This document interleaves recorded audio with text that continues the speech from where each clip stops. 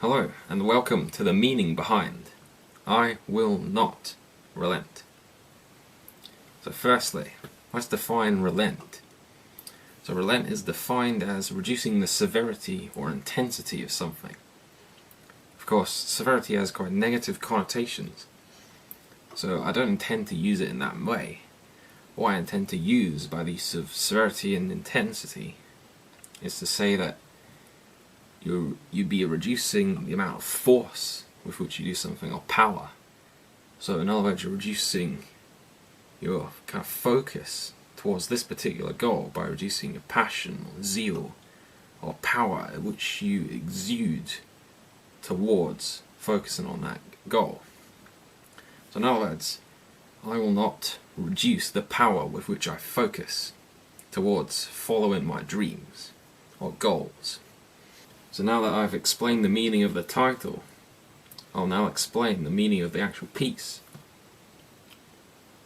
So, someone may say, don't do this, don't go down this road, don't follow this particular goal, don't focus on this, maybe reduce your focus on this, or focus on other things. They are essentially telling you to relent. They're saying, don't focus on this goal as much, or don't focus on it at all.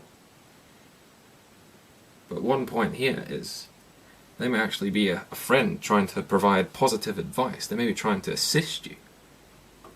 But what you shouldn't do is reduce your drive or focus towards that particular goal. Because if that is your greatest desire, then you desire nothing greater. So that should be your greatest focus and should be above all others.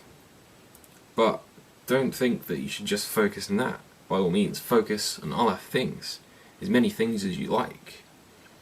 But always keep that one goal in mind, because that is part of your meaning to life. I would define the meaning of life as self-gratification, which is essentially self-pleasure, and your greatest desire must be something you would love to do, love to have. And so it must result in enjoyment, and therefore pleasure, self-gratification. So it is unequivocally a part of your meaning to life. So don't ever deny that. Don't deny the chance of attaining that meaning. Now, another component of the meaning of my piece is that don't think that you cannot achieve this goal and therefore lower your focus towards achieving it. Now, one very appropriate example I came up with was an example of danger, peril. So for instance, whilst you're trying to achieve that goal, the path towards that is full of danger and peril.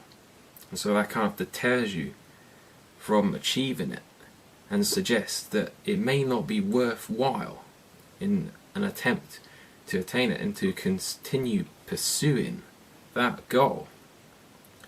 But one very important thing you have to remember is that if the peril were too great, then we would not desire it. You see, I don't think the unconscious would be that logical, because it wouldn't create a goal where the expenses would outweigh the benefits. The expenses being the danger and the peril, which results in physical and mental trauma, for instance. And then the benefits is, of course, achieving that thing you desire. So, logically speaking, how could you satisfy your meaning if you end up worse off in comparison to when you started? That's just too illogical for it to consider to be plausible. Therefore, by that logic, we don't necessarily need to adhere to fear. And one major point is that I think desire does supersede fear, because we desire things which involve fear. And of course, danger causes the fear. But I don't think that the desire would be so great that it results in fear. And of course, the path of danger in which the expenses outweigh the benefits. I don't think it would create something so preposterous. This is because both fear and desire are unconscious things, and therefore you would expect them to some extent to work in conjunction with each other, so that the desire is not too great, that it causes so much fear that makes the goal too unrealistic and not worth attempting, not worthwhile, because it wouldn't satisfy the meaning, as it would result in too much pain or hardship, or have too many negative effects.